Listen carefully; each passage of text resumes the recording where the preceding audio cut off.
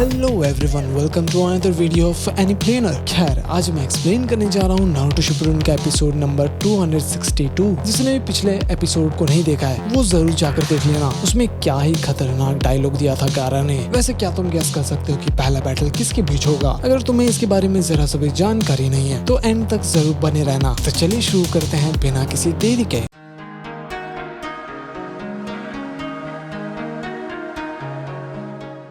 तो एपिसोड की स्टार्टिंग में सभी लोग आसमान में उड़कर जा रहे थे तो उमोई कहता है मैं ऐसे जाना नहीं चाहता था। क्या होगा अगर वो लोग सरप्राइज अटैक कर दे और मैं बस अकेला ही बच गया? और क्या होगा अगर मुझे वो लोग कैप्चर कर ले और मुझे कंट्रोल करके वो लोग राइकागे से लड़वा दे? उसे देखकर कांकुरो कहता है उमोई क्या तुम सुन रहे हो? हम एनिमी के टेरिटरी में हैं। फिर उमोई कहता है क्या मैं आपसे कुछ पूछ सकता हूँ? आप भी जंग में पहली बार जा रहे हो ना, तो क्या आप नर्वस हो? फिर कांकुरो कहता है सुनो मेरी बात, अगर तुम अपने परिवार और दोस्त को बचाना चाहते हो तो तुम्हें बस जीतने का सोचना होगा। फिर सभी लोग आगे की ओर निकल जाते हैं। वहीं कहीं पर मिस्ट के फ्यूडल लॉर्ड कहते हैं कि तो हमें किस ओर जाना है? लीफ का शिनोबी कहता है कि आप लोगों को सीधा हिडन लीफ की तरफ जाना होगा, ये जल्दी बैटलफील्ड बनने वाला है। वहीं कहीं पर कोई किसी को लेकर जा रहा था। वो आदमी कहता है कि और कितना देर लग जाएगा? फिर उन्हें बताया जाता है कि बस कुछ ही देर बाकी है, उसके बाद वो लोग पहुंच जाएंगे। वहीं ऊपर दाइदारा उन दोनों को पकड़ने की तैयारी कर रहा था और छोटे छोटे स्पाइडर्स को नीचे फेंक देता है,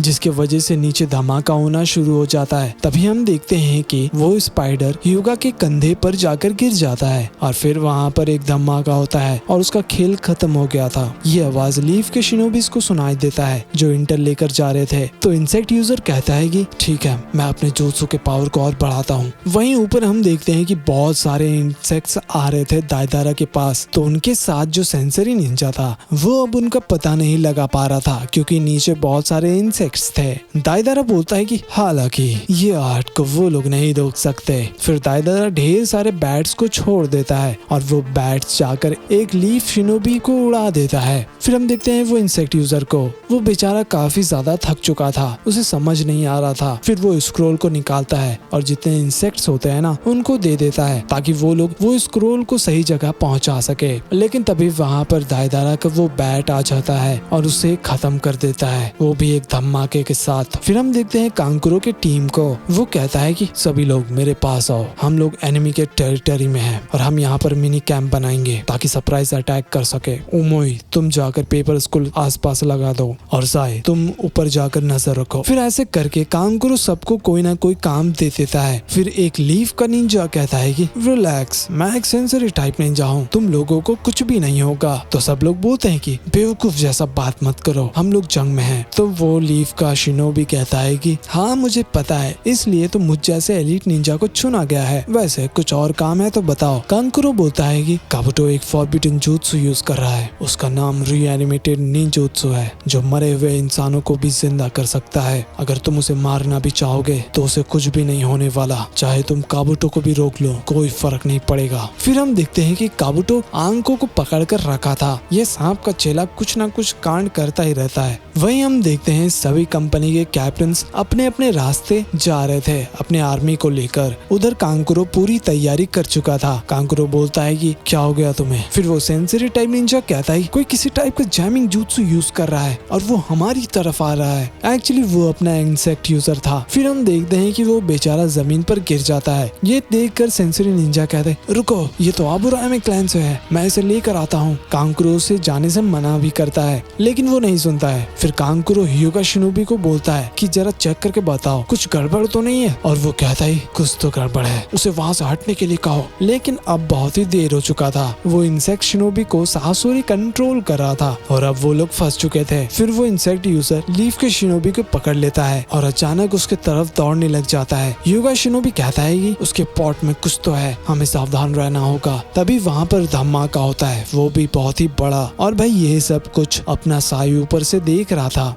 ये मदद करने क्यों नहीं जा रहा है? नीचे दाइदारा कहता है कि हाँ तो सब लोग खत्म हो गए, जरा चेक करना। फिर वो सेंसरी वाला एनिमी चेक करके बोलता है कि नहीं, वो लोग अभी तक वहीं पर है। एक्चुअली जमीन बिल्कुल नीचे चला गया था, जिसकी वजह से वो लोग बच गए थे। ये काम अपने स्टोन निंजा का था। खैर फिर कांकुरो कहता है कि सब लोग सावधान रहना, एनिमी जल्दी यहाँ पर आते ही होंगे। तभी ऊपर से दो लोग जंप करते हैं तो ओमोई अटैक करने के लिए चला जाता है। हालांकि वो लोग बच गए थे और वो दोनों को देखकर सभी लोग चौंक गए थे। एक्चुअली वो लोग इसी ग्रुप का हिस्सा थे जो शायद दाइदारा अब कंट्रोल कर रहा था। तभी एक और एनिमी अटैक करने के लिए आ रहा था, लेकिन अपना साई आकर उसका हिसाब लगा देता है। फिर आता है दाइदारा और कहता है फिक्र मत करो, तुम्हारे दोस्त मेरे साथ महफूज है। तो अब क्या करोगे? कांकुरो कहता है कि तुम लोग गंदा खेल रहे हो, सासुरे अब बाहर आ जाओ, मुझे पता है कि तुम यहीं पर हो, तो तुम भी कमांडर हो यूनिट के। हाँ, दाइदारा कहता है हाँ, अगर तुम यहाँ नहीं आते तो सरप्राइज अटैक कमाल का होता। तुम्हें लगता है कि तुम हमसे जीत सकते हो, लेकिन तुम गलत हो। पता है क्यों? क्योंकि हम अमर है। तभी एक शिनोबी बाहर आता है और उसे देखकर साई बिल्कुल ही चौंक गया था।